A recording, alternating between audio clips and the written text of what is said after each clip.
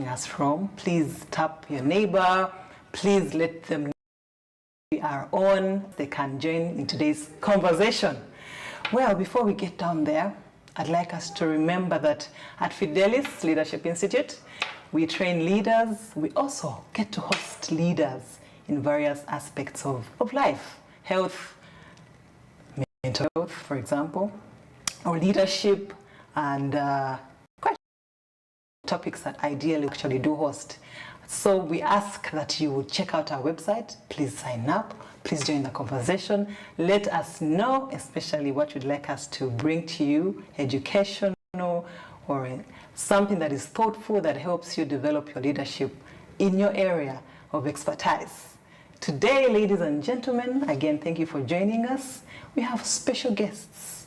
So before I introduce them, why are we talking about breastfeeding? Today, it is the World's Breastfeeding Month. Yes, it is the World's Breastfeeding Month. And at Fidelis, that topic definitely sits with us. So we appreciate and looking forward to the conversation that we have today. The actual theme for the month is closing the gap, breastfeeding, supporting for all. What gap are we closing, and where are we adjusting for breastfeeding and ensuring that people are getting support that we're involved in breastfeeding? Well, I'm not the expert at the topic, so we'll have our guests share their hearts out.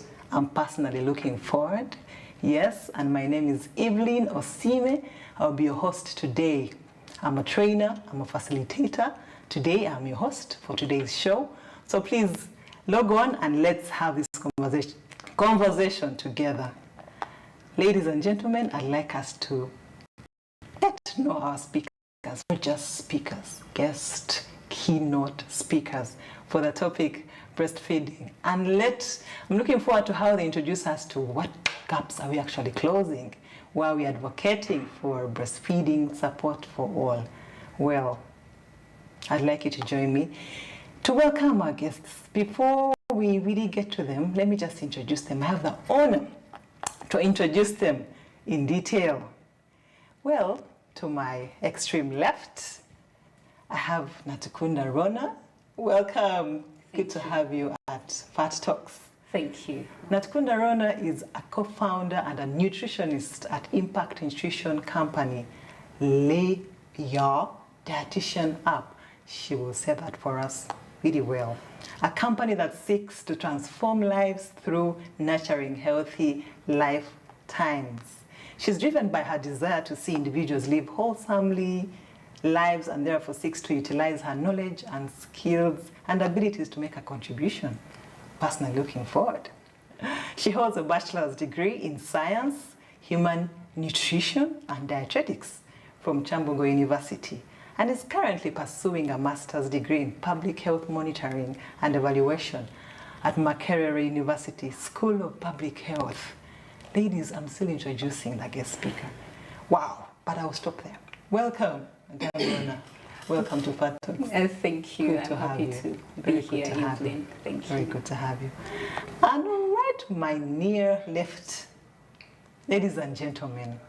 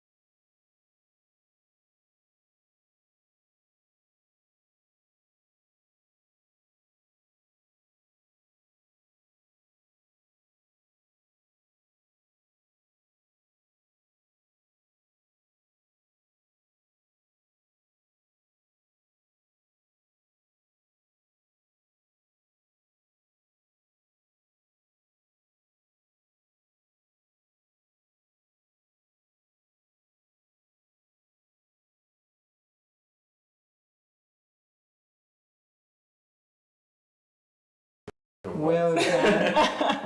Are we having the same people here that I was talking about? Oh yes, we I are. think so. Right? Yes, you It's are. very nice to. It's our privilege actually host you. Very powerful people. Thank We are honored that you spent your time and you chose to have it right here. So Thank you for having us as well. Yes. We are I'm honored to be excited. here. But feel free to add something that I may not have mentioned, something you'd want us to know after a novel of your introduction. I think you said more than actually I am. Okay. I'm just a simple person. With a simple profile. Yes, with a simple profile. Wow, Yeah. My definitely. name is Patrick Sentongo For sure. from MUKONO General Hospital, but also I work with Impact Nutrition. Yes. As simple as that. As simple as that. Ah, Lord. Well, simplicity redefined. Would you like to add something, Ronna? Something I may have missed. Well, that is who I am. You just described who I am, and really, it's the excitement to be able to support the community out there, to make it, to make life easier through the simple decisions that we make every day. I mean, what is nutrition? This is something we interface with every single day. So being able to support the world from that angle is my passion. And that's what I enjoy to do. Very I'm nice. glad to be hosted. Good to on meet this show. For Thank sure. you. Well, ladies and gentlemen, my guests today, please feel free to chat us up on the YouTube channel, or feel free to enjoy that show on Smart 24 TV. Thank you so much. So guests today, Ronna and Patrick. The topic breastfeeding. What comes to mind when we are thinking about the theme specifically? Why do you think the world introduced or decided to look at closing the gap? Why should any of these viewers be interested in that theme, closing the gap? Because I'm thinking this runs through the whole month, right? Right. And so what gap are we closing? Why are we advocating for breastfeeding? Why do we even have to talk about it in 2024 with all the trends that are going on? I'll start with the lady. Thank you very much. So I will start from the angle of postpartum depression. There are lots of challenges for women especially, and I think that it's been left to the woman to actually go through that particular phase of life as individuals. Okay. Yet when they were starting the journey, it was more than one person, right? So for them to get to the stage where they give birth, and they have to take care of the child or go through the first 6 months or the first year alone, or not feeling fully supported, or feeling depressed because of the so many challenges, especially for the young mothers or the first-time mothers. For many that I've had an opportunity to interact with, it's the first-time mothers that have challenges, right? So I think that closing the gap is a very essential topic. It is important that the women who have given birth feel supported. Okay. And the definition of support could range from, you know, emotional, physical. I like that I had it in Patrick's introduction. Support could be anything beyond the physical. Just you being able to, you know, create a conducive environment for the mother to breastfeed, or support with the house chores so that the woman is able to breastfeed is very essential. It could be emotional support, you know, there's financial support, so many forms of support. So for me, closing the gap is very timely. I think that it's something that we need to look into, so that the women, because I mean, without the children, without giving birth, we do not have a future. The young babies that are being given birth to, if they are not well taken care of, then we do not have a future ahead of us. So this is very essential. This is the start of life. Okay. Yeah. Wow. Life started, you know, during the conception period, but this is the most important phase of life as well. So it is important that the essential support is received by these women. I like it. Well Thank done. you. Patrick, when a lady starts to talk about support with chores, I'm like, is this where we are going? Just your thoughts on the theme. Yes, that. Actually, when she said all that, I didn't feel attacked. Oh, okay. Yeah. Good for Because you. breastfeeding starting like from the early initiation, which is within the first hour of birth, you realize that even in Uganda, over 90% of the ladies start early initiation. But as the months go on, the percentages of breastfeeding reduce. You find that below 50 are the ones that may actually make 6 months when they are breastfeeding their children. Okay. And what does that mean? It means that we have a lot of gaps that are coming in, and I'm sure that that's one of the reasons to why this theme came about. Because, like, for starters, a mother might start when they are like actually willing to breastfeed their child, but as these challenges come in, the stress, as she talked about the cues, you don't have to do much. If as long as you're there, you're present, you can give a back massage, like as a father of this child, because this is a child for two, and also actually is also a child for the community, because even these communities contribute a lot. For example, let's say if maybe a young mother gives birth, and the community is like, how dare you give birth at your age? Of course, this mother will feel intimidated, and trust me, they will want to breastfeed, or they will try to hide to breastfeed. That means they won't respond to the child's cues. Yeah. Okay. Exactly. So in the long run, the breast milk supply will drop. So there are a lot of challenges, even when it comes to working mothers. Even in government facilities, very few government facilities have breastfeeding corners, but government facilities should be actually the model of private facilities. Because I've only found actually a few, like the judicial system has actually started implementing the cradle corners where you can put children and they start breastfeeding, or even mothers can interact with their children, and realize in such places actually productivity will be higher than a place where the mother will be thinking, what did I do? Yes. What would I do for my child, 1 month old child at home? Because I've worked with a few mothers, and they will tell me, but Patrick, however much you want us to breastfeed exclusively, but I have to put food to the table. Maybe the father is not there, and maybe the father ran off, and those are very common cases in our country. So how are we able to support these mothers? Okay, if the father is not there, the community can be there. We shouldn't, giving birth shouldn't be like a total punishment, but it should be like, it should be something that God created us to enjoy. Yeah. Okay. Right. Yeah. Thank you for sharing that. As you were talking, I was just thinking, breastfeeding so far, we have thought it's a good thing. Yeah.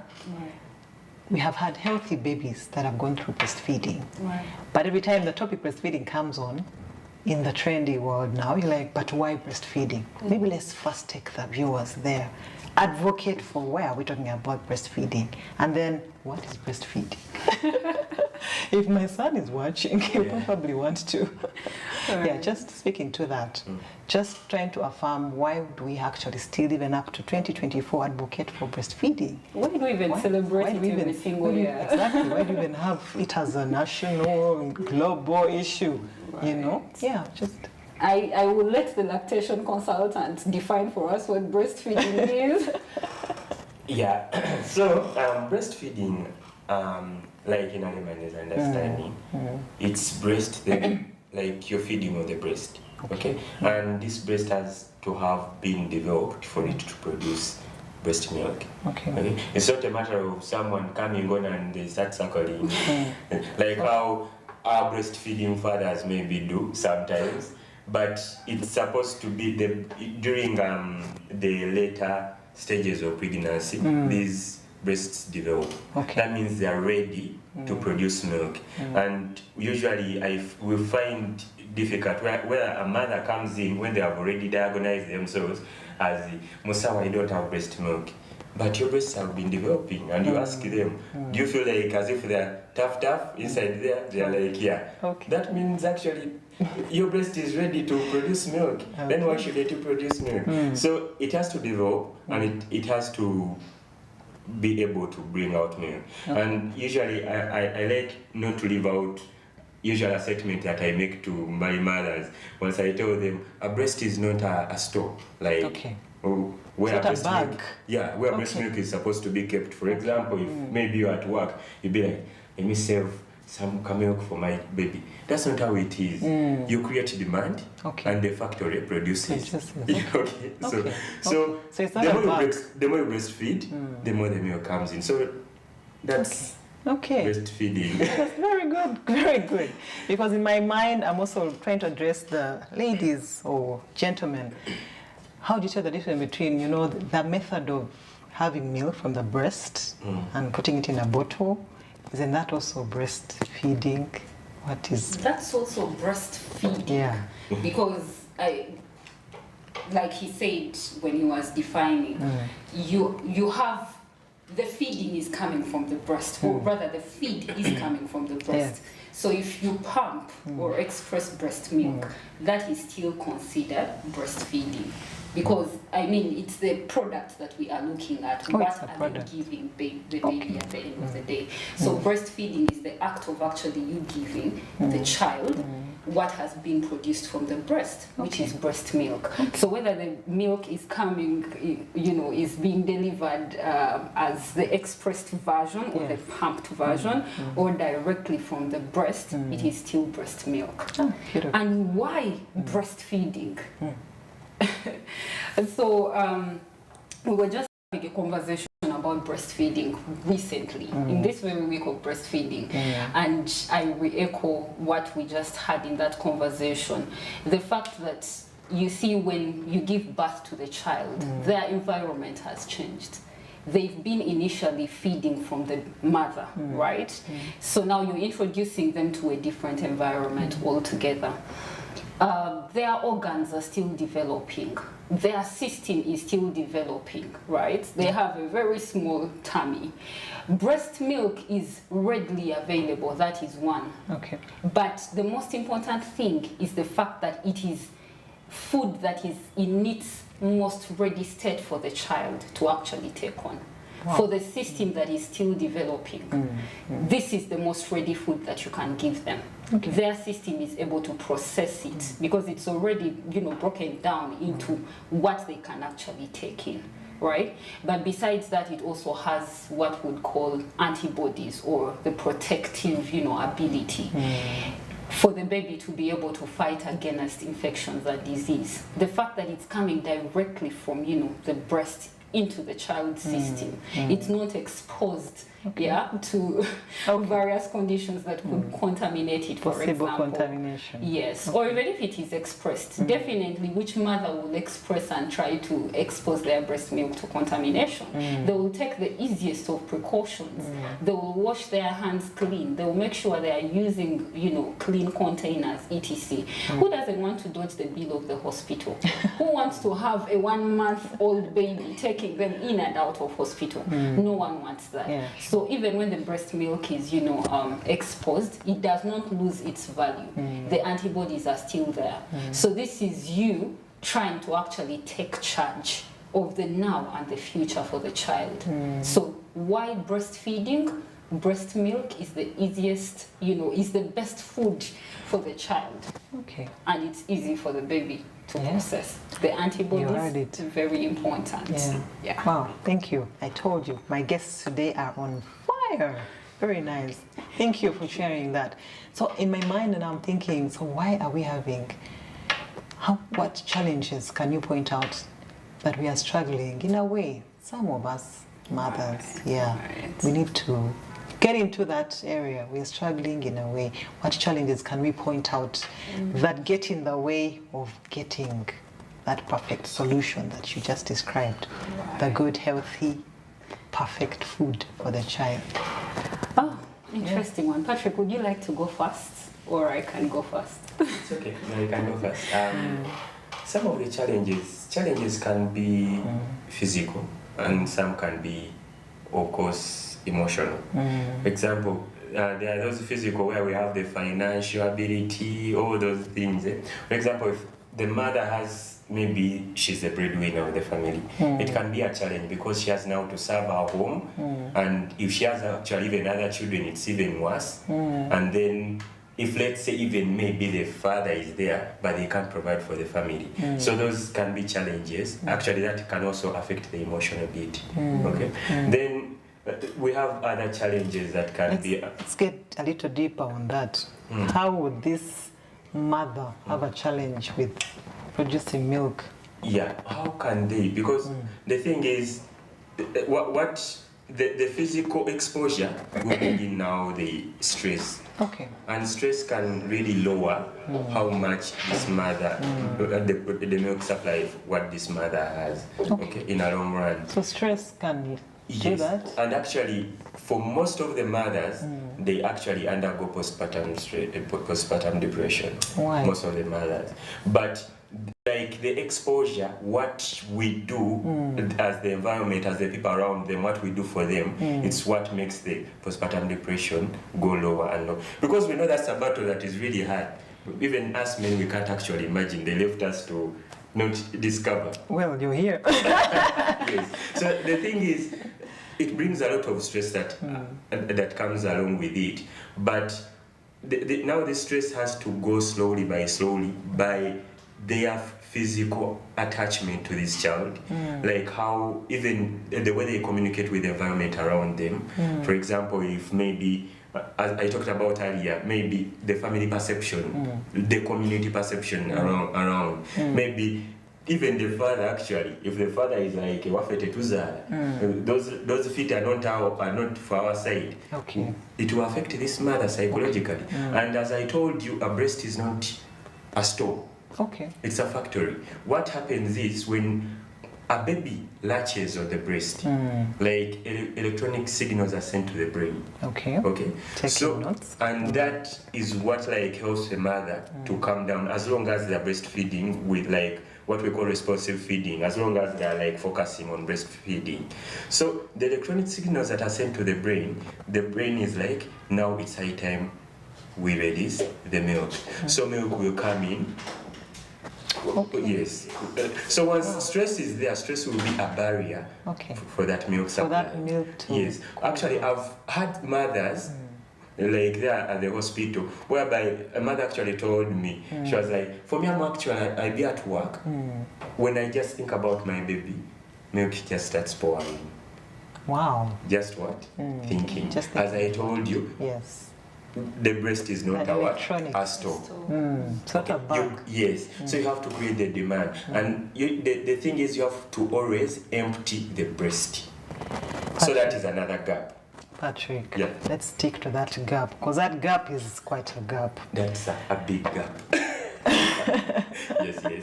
The lady you have mentioned is stressed for various number of issues. Yeah. Maybe running quite a number of businesses, errands, trying to keep a home together. Now, just trying to picture how, for example, this mother or lady can be supported. How does she navigate? Speak to that lady. How does she navigate that up and about and still be able to get some breast through? Or are we saying, find other solutions, stress is here, you'll see what to do, specifically for that mother? For that mother, the thing is, always the first option for baby's food is breast milk. The second, breast milk. Maybe the third is human donor milk.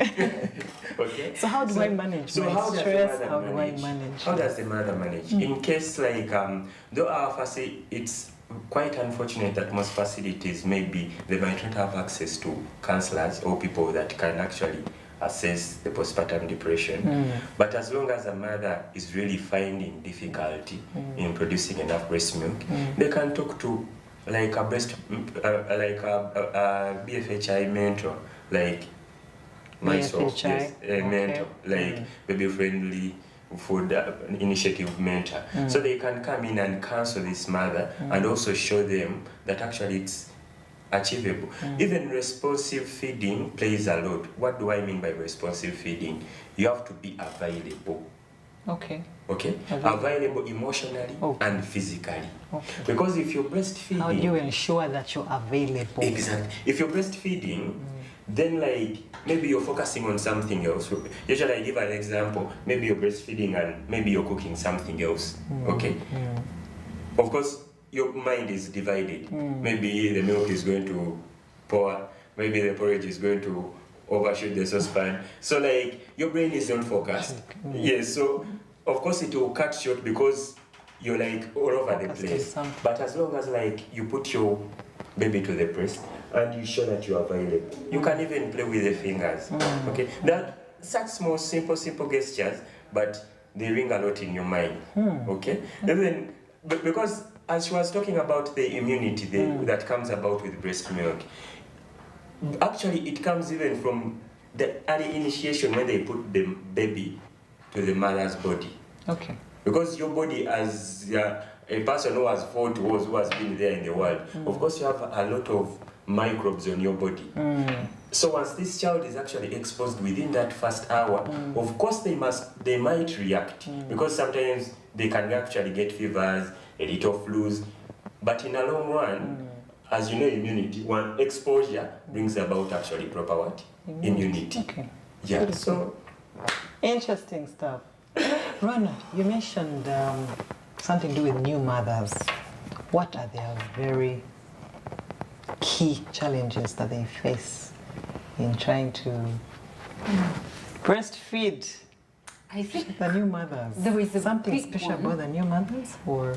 I think that there is a lot of connection, you know, around all these aspects. It will still run back to stress. But for the new mothers, it will come from the point of too much information out there. I like RONNAH is saying do this, Patrick is saying do the other, Evelyn is saying do the other, Google is saying hey, it's okay, you can get formula milk, I mean etc. Too much information.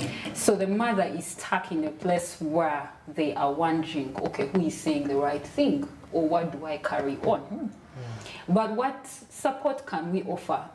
Even outside, you know, the maybe professionals, for example, there is also pressure from family. I actually will speak about a particular doctor who one time told me she did not breastfeed her first child because of family pressure. Okay.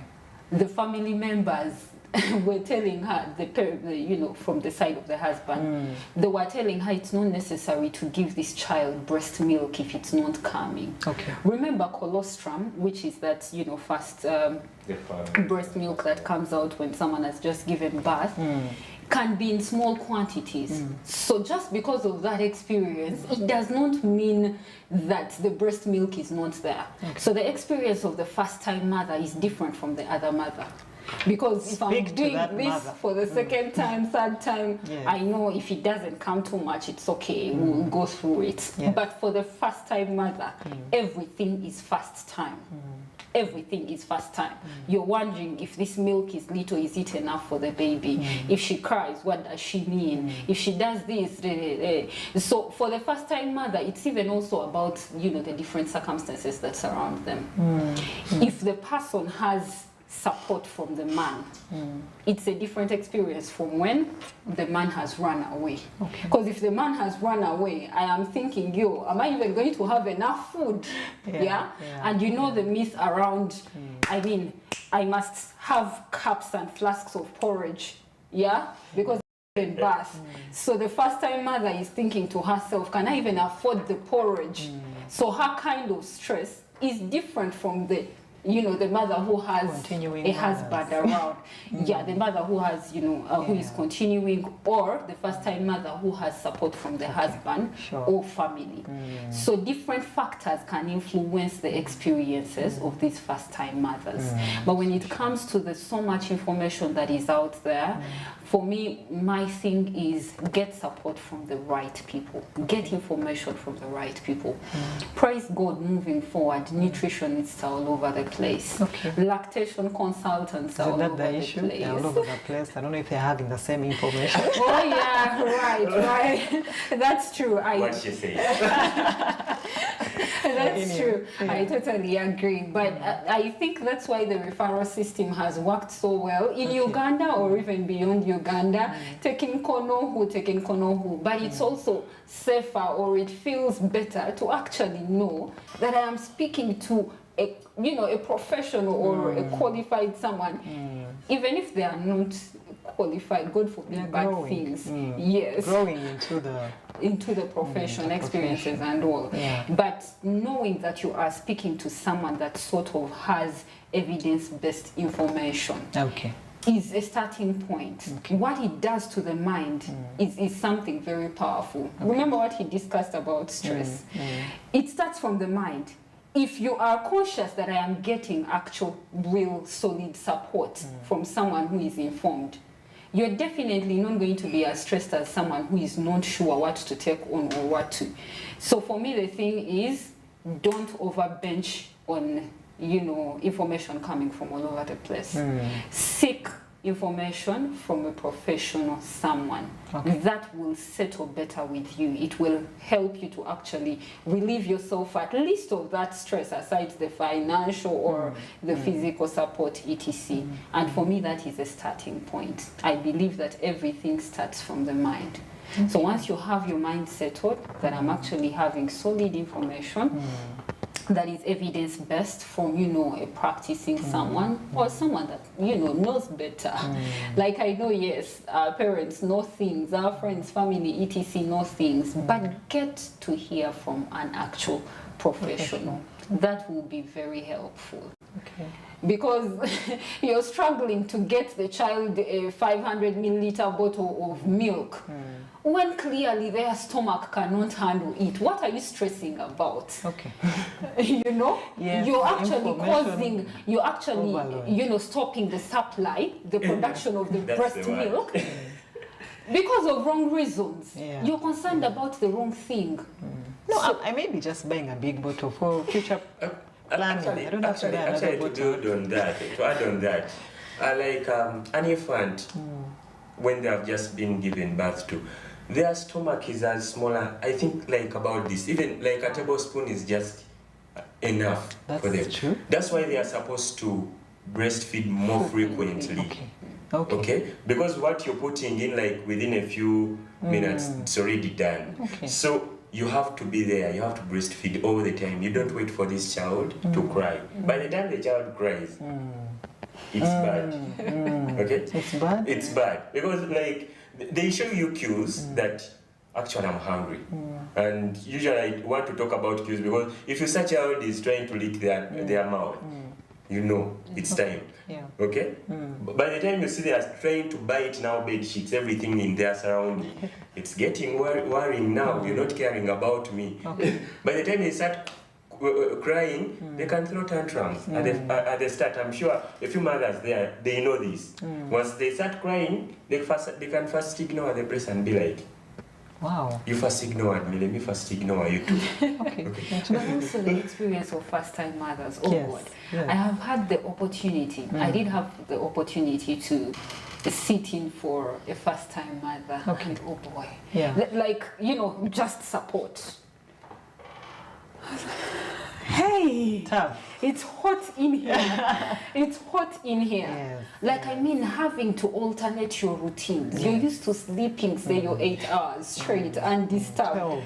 And here is someone that they are telling me I have to wake up and breastfeed. I don't have to wait for their cues. Of life. Exactly. So that can, actually, that is where postpartum depression also partly comes from. Because I mean, you are totally changing my life 360 degrees. So if I do not have even the physical support of who is waking up to help me make maybe a cup of tea, I mean, it gets crazy. I get it. You kind of speaking to, so do we have places where we do pre-counseling or pre-breastfeeding counseling places?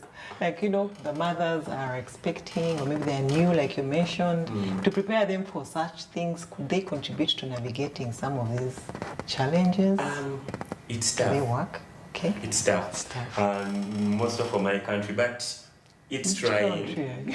It's for my country, Uganda. It's tough, but I've seen a few. I've actually seen a few changes that are actually coming up. For example, with KCCA, they have tried to set up a few of those breastfeeding corners whereby mothers can easily go there. They find their mentor, then they at least take them through a few sessions, of which it's actually good. But now that's just Kampala. Now we're speaking to. Because I'm sure, however much there is a lot of exposure to formula milk in Kampala, though mothers actually in Kampala try to breastfeed, but in deep down in villages, a lot of information can do wonders. You can find that in a certain community, they don't breastfeed maybe for a few days. They be like, you don't have milk, it's okay. Even me was like that. They grew up. Yeah, and I usually tell people, you can actually have the wrong working experience. Okay. What is the wrong working experience? Okay. You can be like working and working and working. Yet you have a wrong working experience. They take you to another place. What is the wrong working experience?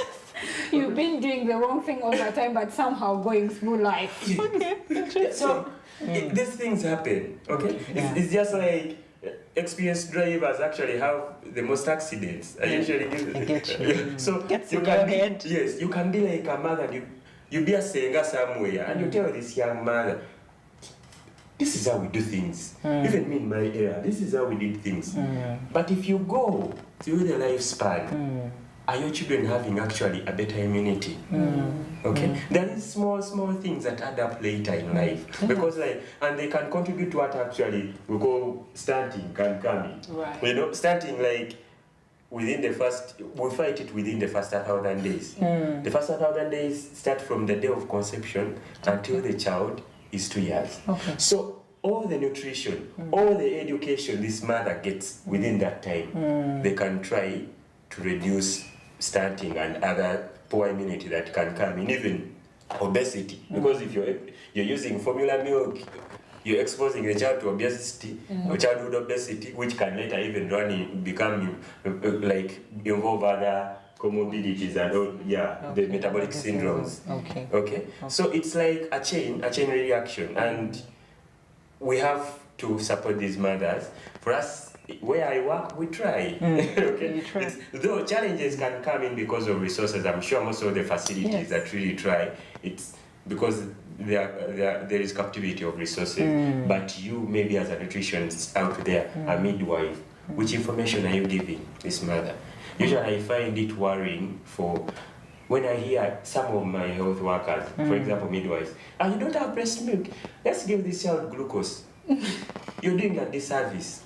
Because once a mother knows that I can actually give my child glucose, that's what they are going to follow. Right. And more so if it's even if it's an experienced mother, they will follow the same thing. I'm sorry, they'll go on with the habit. Okay?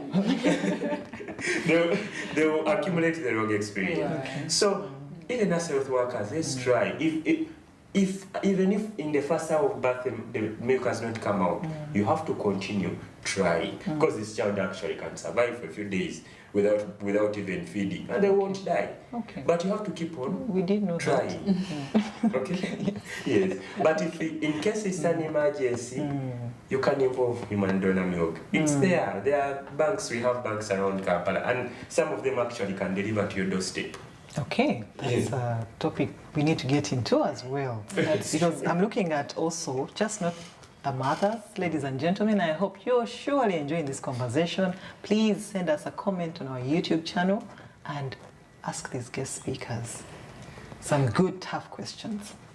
Anyway, as you were speaking, I was looking at it, there's a mother side, but then there's also the child. Right. Maybe the child is sick, maybe they were born, they are not able to.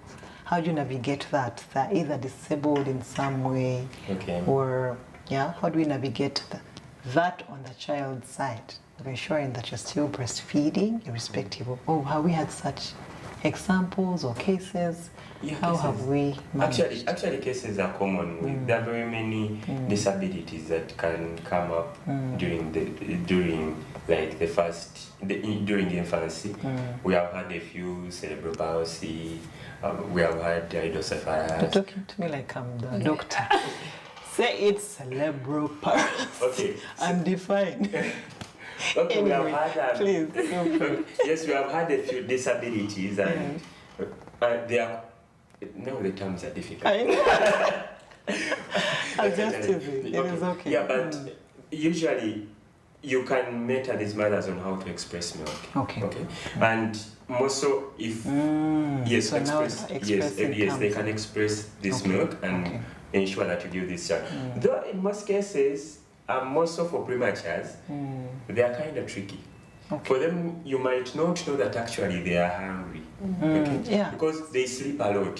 For them, it's like they're always tired. Yes. Yes. Okay. Yes. Yeah, because like they have gone through a lot and they're not ready for the new one. They can't communicate. They can't communicate. So, But now this is where now professionals have to come in and actually teach this mother that every time you have to ensure that you provide breast milk. Though the milk might not be like so developed enough in a few mothers. Okay. There are some instances where because remember, a mother was supposed to deliver at maybe 9 months, now this child has come up at 7 months. This breast was supposed to develop up to 9 months for it to start releasing milk. So sometimes they can be supported by human donor milk. Okay? Because though there are some rich mothers who be like, let me try the pre-lactal milk. How much is a tin of pre-lactal milk? It's about 100,000. It will be finished in a week. So for the times this mother is in maybe ICU or HDU somewhere in a hospital, how much are you going to spend? And remember, in these big hospitals, you spend like 250,000 per night. Okay, so all that, those are more costs. So you can express this milk and express milk in a sterile environment. Usually, those high dependence units where babies are kept. Usually, they are very sterile. Milk can stay up to about 8 hours, even with like room temperature. But in case you are down in the village, your child is struggling and you're also struggling, it can stay about 4 hours. But as long as you have covered it well, yeah, and in an area where, and in a cupboard, usually we recommend a cupboard because of someone, my grandmother there or my grand aunt in the village, you can use a cupboard and store it here. yes. Okay. Yes. 4 hours. Yeah, it can take about 4 hours. Okay. Great. Most people don't because maybe they don't have refrigeration, etc. But So, I'm talking about even a refrigeration. as in, that's the mentality. What? You don't That's need for it. Kampala people.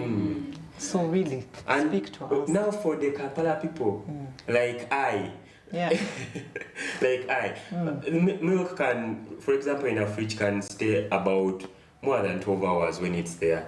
In a deep freezer, But if it can, actually even 4 days, it can be there if it's a fridge, like this normal fridge. And if it's a deep freezer, it can even take up to 18 months. so encourage that mother who doesn't have those facilities. There are some new mothers. The one in the The one village, in our village. the one in the village, I was like, you can get a cup, you express your milk, you put it in a cup, you cover it, and you put it in a cupboard. What does she use to express? Actually, we can train. Okay. Okay. Just again. I don't know. It will be. I don't know how it will look for a man to do it on In the TV. man's no, let's not get there. Yes, but we can train. Okay. The important thing is she can be trained. And at least I've trained some people even without touching them. Please don't think that I touch mothers. I don't. Okay. So, because I've learned the skill and I know how to share it. You can just tell a mother, don't touch here, touch here. You can use like these warm towels, you express properly. So through training, what you're saying is through training, this mother can be able to. Yes, they can learn. Okay. It's about getting better resources for for information. Okay. We have smartphones, but sometimes Not information just over like smartphone. information. Okay, in most cases, because I've seen a few mothers actually, their most challenge is a smartphone. Because there's a case of information overload, but Yeah, there's also a she talked case about of yeah, because once they go to TikTok, they can be there and they be like lots of a information. lot of information. They be like, but the other side they say this. Now for you telling me this, Exactly. what's right? Of recent, actually, this week I was having a conversation with one of my clients, and they were like, so you mean I've been doing it wrong? So what does these people on the streets tell us? Then for me, I was like, what are you doing on the streets? Because Why don't you go to an actual yes, because hospital, where you're supposed to get professional? real information, you have to go to the facility. Okay. Yes. Wow. Okay. So just in addition to, Yes. you know, there's so much that Patrick has had the opportunity to say. Yes. There is support out there, but of course there are still gaps. And I guess this is why we are talking Yes. about closing Yeah. gaps. The theme. So, right, we are thinking, where do we get solid information from? Exactly. So imagine if every health facility had the opportunity to have, you know, a trained nutritionist who who is also valued by the medical professionals within that space. Okay. Because that's also one of the It's a team challenges. collaboration. Yeah. Right. The medical team being overloaded with things that should not be their problems. Okay. I am not attacking anyone. I am just saying that, you know, he gave the experience of the midwife telling the mother to just give glucose simply because there was a little supply of breast milk, or, you know. So if we could have actual professionals, or, you know, people that are trained specially for this, lactation consultants, or a nutritionist for starters, because we are the ones that suffer with these problems later in life. When obesity happens and there is diabetes and there is, you know, hypertension, bad cholesterol, etc., it gets back to us. We are the ones to support these individuals. So if every facility could have the opportunity, at least, what do they call them? Maybe health center 4s, or even a health center 3, if we could afford to have, you know, a consultant, the lactation consultant there, or a nutritionist there, and these are well appreciated by the rest of the medical team to actually play in their role well, to support, you know, these mothers from the word go. Because, I mean, you're doing ward rounds and there is no nutritionist on the team and you're drawing conclusions. Yet, Mr. Sentongo Patrick would be glad to show the mother how to actually express breast milk, for example. Exactly. Yeah? So I think that is one of the gaps that we would like to close. And the information gap, having too much information, but also the lack of information for some people, or having information that is not sufficient. So I just tell the client anything so they can go away. There's a time I was having a conversation with one of the nutritionists, and she said, I don't find a problem in not knowing what to do. What I have a problem with is an individual not admitting that they are not in the right space to support you in this direction. Wow. Let me seek Professional. Exactly. I mean, if RONNAH knows better, even if we are both nutritionists, it's okay for Patrick to know more than I know. It's okay for him to have more experience than I have. We've not all had opportunities to serve in the same space. So it's okay for me to actually reach out to him to support. Okay. So the same applies to other professionals. If it's, for example, postpartum depression, and maybe the levels are different, I probably cannot support by just telling the mother, hey, you know what? It is okay. This breast milk is enough for the baby. If the mother doesn't get it, if the situation is deeper than that, then let them talk to a mental health specialist, maybe a psychologist or a psychiatrist if someone has a real mental issue, etc. So it's a, you know, it's collaboration. When we talk about closing the gap or supporting, we are not just talking about the partners, the fathers. We are not just talking about the house help who is available at home, or the auntie or the sister. We are not just talking about the medical team. We are also talking about these other specialities that people do not pay attention to. Wow. That is part of closing the gap. That's what came to my mind as you were talking. I kept thinking, well, there is a lot of support out there to offer. So we just have to appreciate the essence, or, you know, the value that all these different people have to add. We are all working together as a team for the same cause. Wow, especially that professional service. Yes. That Very making it important. Priority, making it a thing. You only know Exactly. doctors and It is a thing. Depression is real among breastfeeding mothers, especially first-time mothers. It is real, and it is the slightest of things that actually frustrates these mothers. It is. So if it's not going to go away with your conversation, get them the support of, you know, someone that has better expertise in that area. And this reminds me, like, over time, like, there was a time I used to work in a settlement whereby I worked on a certain refugee. She was 17 years of age, and she had run now actually from South Sudan to Uganda. Now she was into, you know, now you have to get documents, what. Actually, this mother now got depressed even before she gave birth.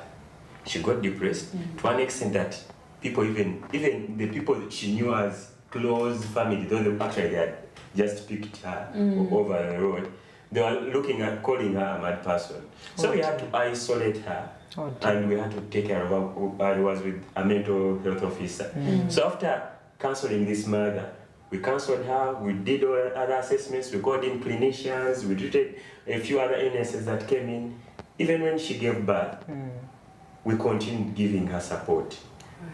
This mother was very grateful. And for me, my joy was looking at her, that she was actually able to give out breast milk, and even she delivered the child well. And for me, like, those are small things that I looked at and I was like, wow, if she can bring all this milk, then she has done it. Because for me, my fear was, for her, because the story was long, I don't want to go into it. Because she had been forced into marriage, what, so she ran away. So coming, it was a lot of too much. So we had to cancel her. Even in isolation, actually, I realized that in isolation, she was feeling like she was being incarcerated. So we had like to cancel her. Now the issue came in, language barrier, speaking another language. Even with the mental health officer I was working with, it was the same Muganda like me, so we were there. Somebody calling in the translator all the time, and even the translators, you're not sure whether the information is as perfect as you delivered as you have communicated. But once we started seeing progress, actually we were excited. Even we talked to a few doctors who came in and supported this mother, and I'm sure we have with that baby right now. They're doing great. Yeah. So that like solidifies that really other cadres play part in this. Even not just supporting like primarily, but also in a managerial section. For example, if maybe you own a company and you want productivity, why wouldn't you set up like a space for these mothers to breastfeed? We know that out there, once a mother pulls out a breast, a few people, they'll be like, ew.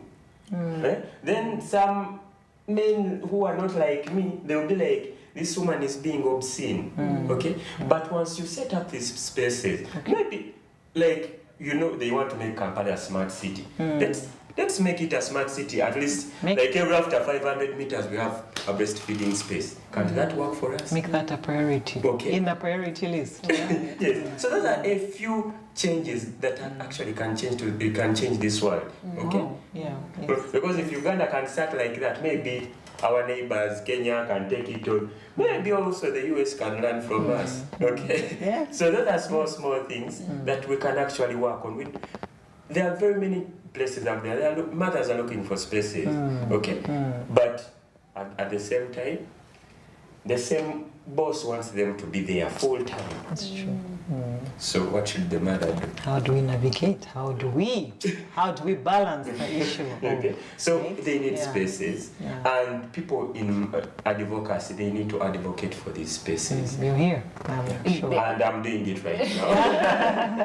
Right, but we all have, our contributions to make. If you know of a nutritionist and you have someone in your circle that is just about to give birth, I've seen, baby showers happening or baby welcoming, etc. This can be some of the gift packages that you actually give people. I mean, before we even look at it, before you give out gifts. Before we go global. No, I mean, exactly.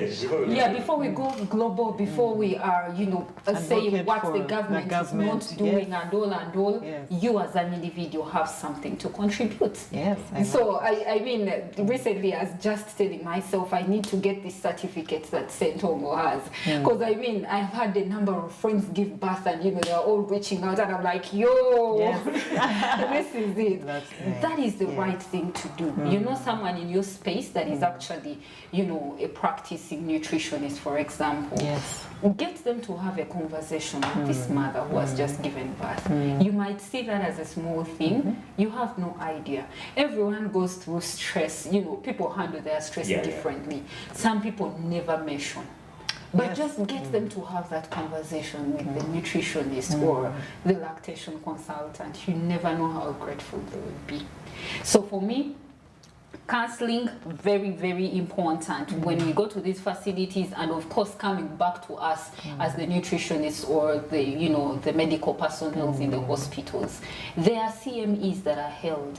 These are important topics that cannot be underlooked in those conversations with the doctors. So let's not CME just is what in this case? It's continuous medical education. Thank you.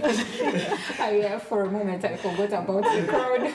But yes, these are important conversations for us to have. I know it is easy for us to get taken away with the NCDs and everything. We are thinking diabetes, obesity, etc.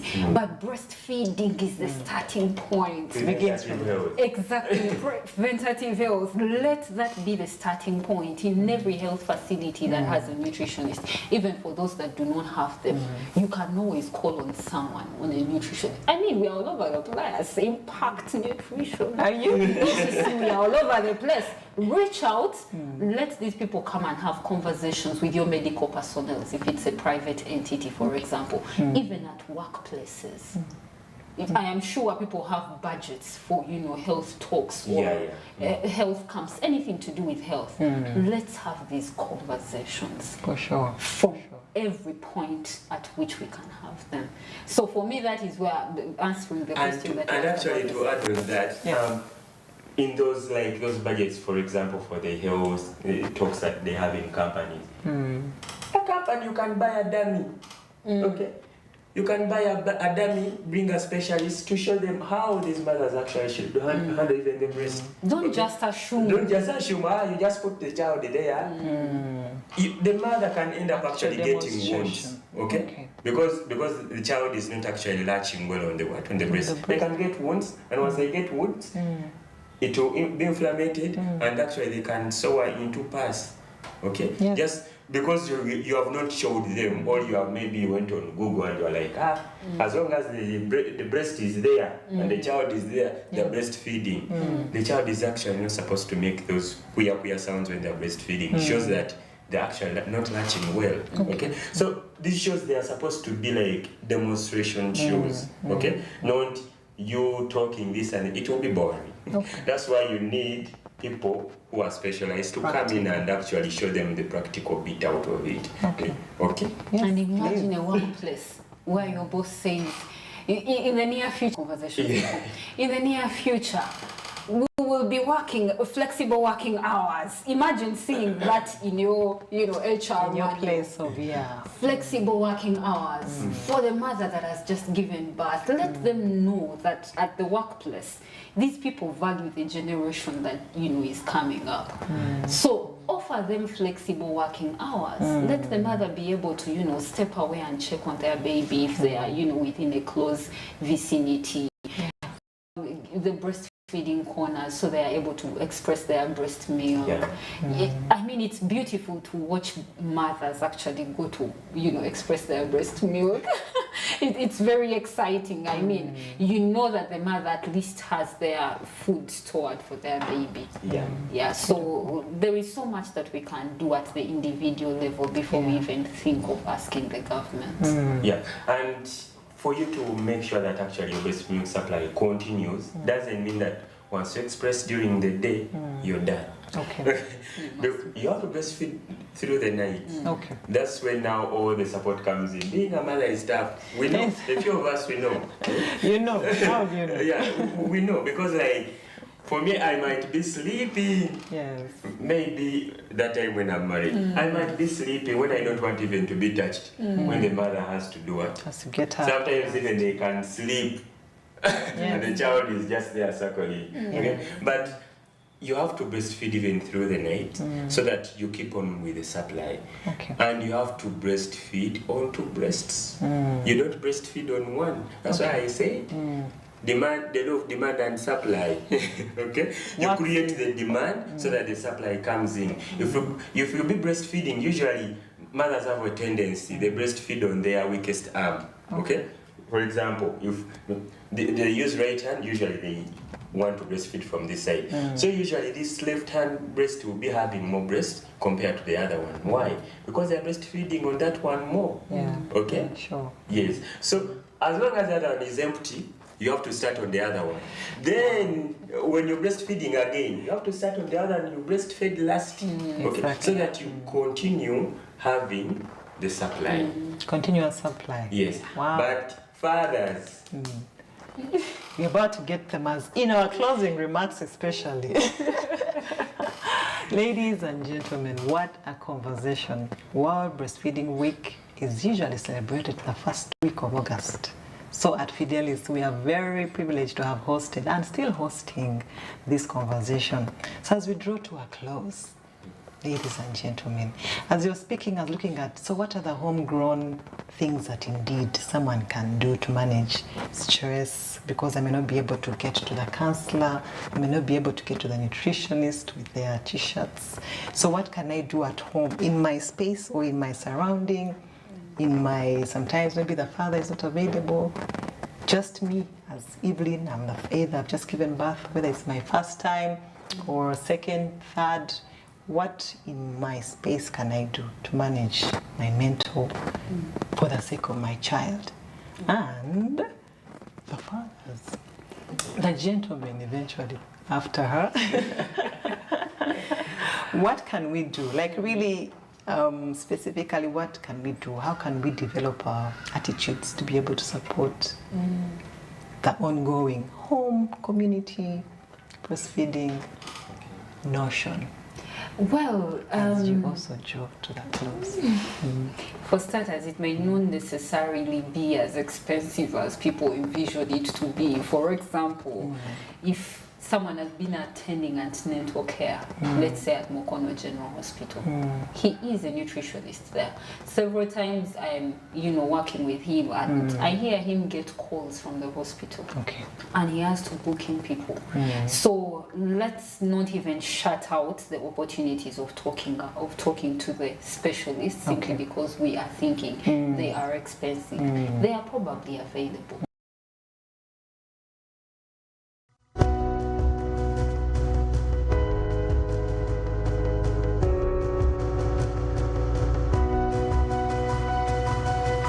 Smart 24, driving business.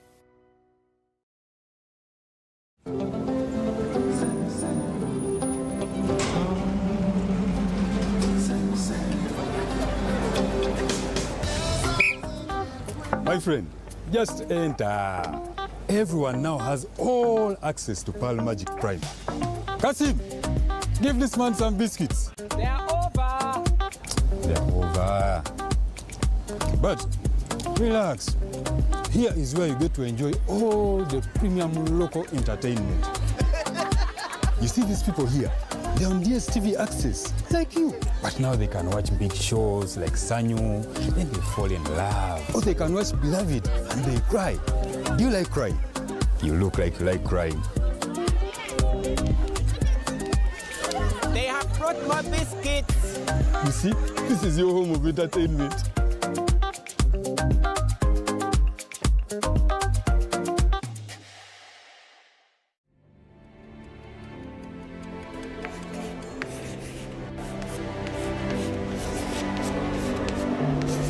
This is Jordan.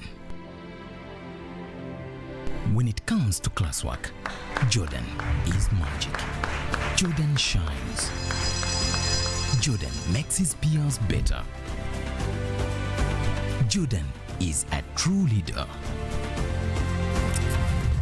White Star Magic family, be a leader, be magic.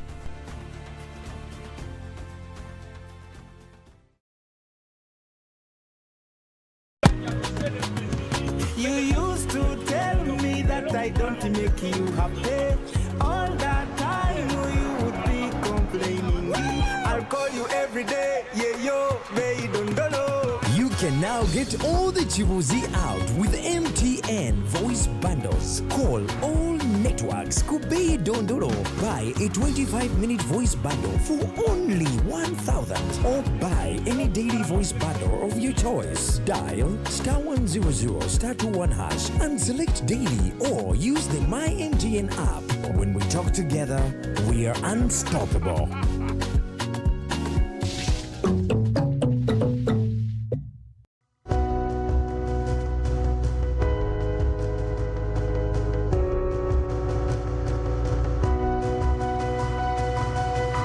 Smart 24, driving business.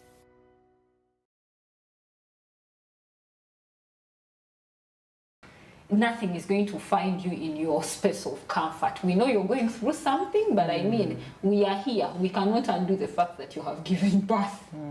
So look for the support that you need. Knowledge is power. That's the starting point. Yes. When you go to the health facility, do not assume that the doctors, for example, have time for all, you know, or they think that you know. Actually, they assume sometimes because of the workload that they have. They have so many people to attend to. So for you to assume that because you told them it is your first pregnancy, they will remember. No, you can ask specific questions. I am concerned about ABC. If they're not able to help you in the moment, I trust that they are gracious and kind. They will at least make a recommendation or something. So most importantly, look for knowledge. Look for knowledge. Look for knowledge. Yes. You hear loud and clear. Wow. Thank you, RONNAH. Yes. Our father on the team. Okay. Yeah. Okay. My remarks about usually I see people set us as band of joy. Yes. But do you really mean it? Yes, we do. If you really mean it, then that should be something that should push you to breastfeed this child. Wow. Okay? Because if you say band of joy, then this should be your band of joy.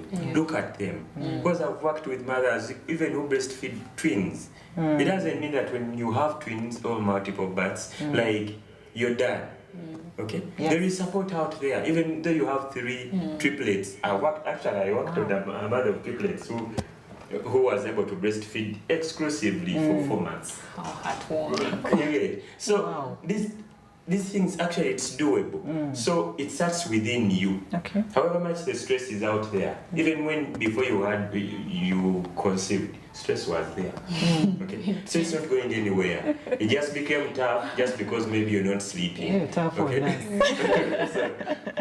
So you have to accept and you have to move on. And this child, maybe they are going to be maybe your rescuer in one or the other. Yeah. So you have to feed them well. And if you don't, you have to treat them well. You have to bring them well, nurture them well, so that they can be better also to the society. Because the problem you're producing now, it can be a problem to someone else later, or even to you.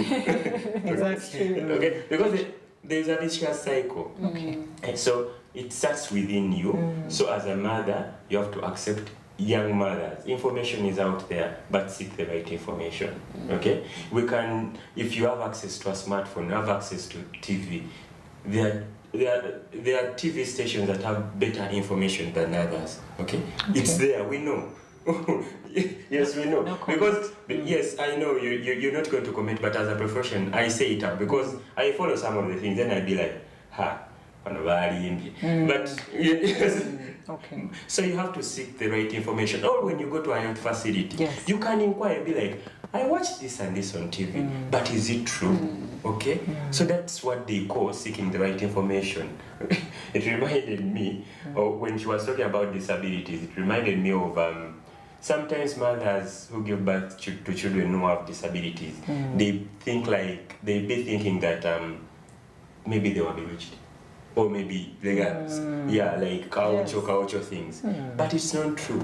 Some of these things actually, however much to a narrow extent, maybe they can happen, but you have to seek medical support to really find out what is actually happening. I've had a few cases with cerebral palsy where the mother was like, I know those people don't wish me well. Oh dear. Okay? But for me, if you were to discover, maybe it was somewhere, somehow, poor antenatal visits. But yes, poor antenatal visits. They don't go to for antenatal services. Okay. Then maybe somewhere, somehow they get those tablets that they don't like because they have a metallic taste. Okay. The fearful. Okay. They throw them at home. Okay. So we know as medical. We know many things. We know these things. I was just about to add to what he's saying in that direction. As we close. The same way we are talking about breastfeeding,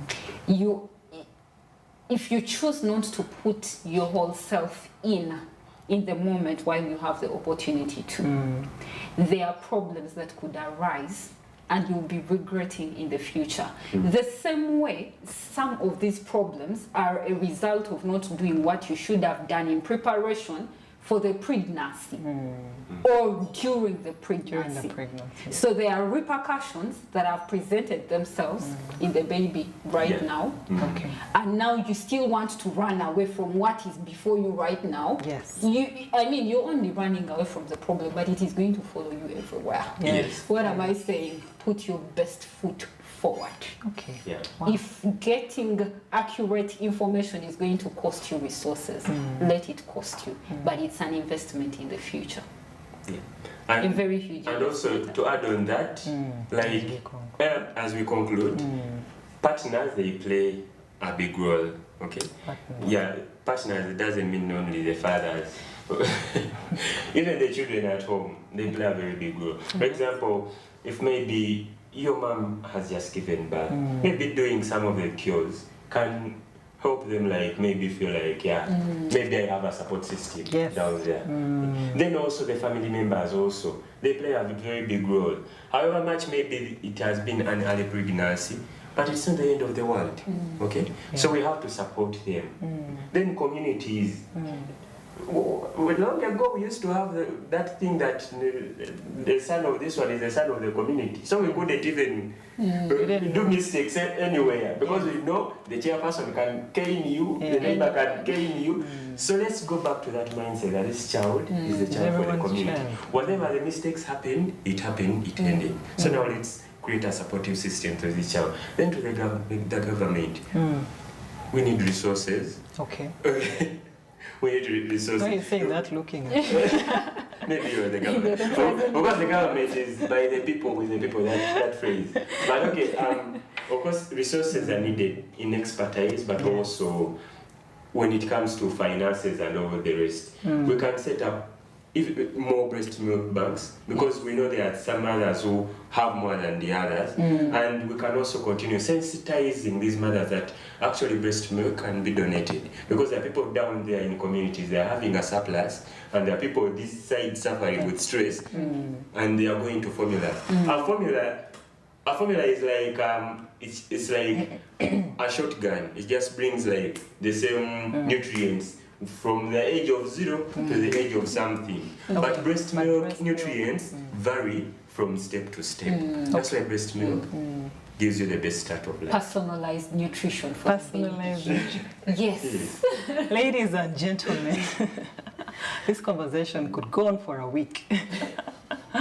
But I'd like to thank RONNAH, SENTONGO, Thank you for your time. Yeah, what a great conversation. Again, ladies and gentlemen, I hope you have picked one or two things, or you've also contributed to the conversation. But when you get to watch this again later, please let us know what are the issues, where are we struggling, what are the gaps, what can we actually do to an individual level, what is our personal contribution to closing the gap in regards to breastfeeding and supporting the children, the mothers, the fathers as well.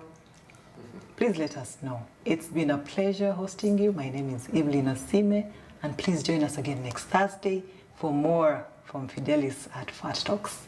Good evening.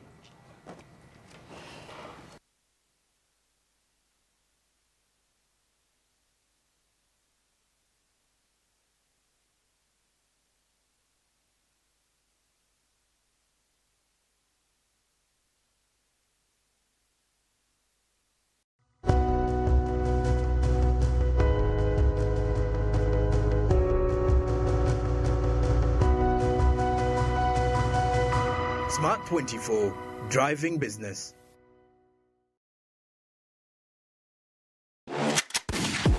Hello tech lovers, we bring you the tech fight. Are you ready for this tech fight coming up soon? Now, Mark Zuckerberg and Elon Musk dead serious about the cage fight, says the UFC boss.